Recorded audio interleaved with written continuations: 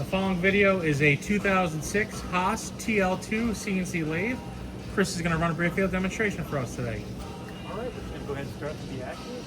We'll go to D.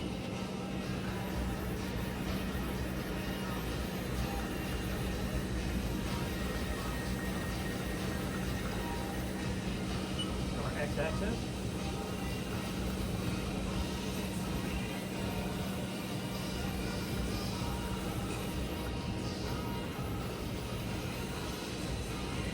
Go ahead and do a spindle test.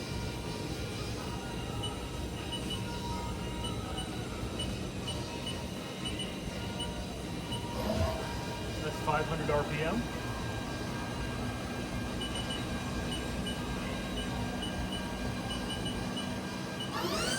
Thousand RPM.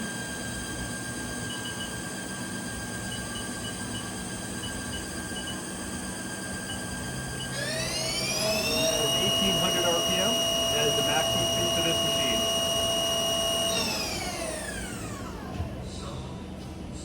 Again, the following video is a HAAS TL-2 CNC lathe.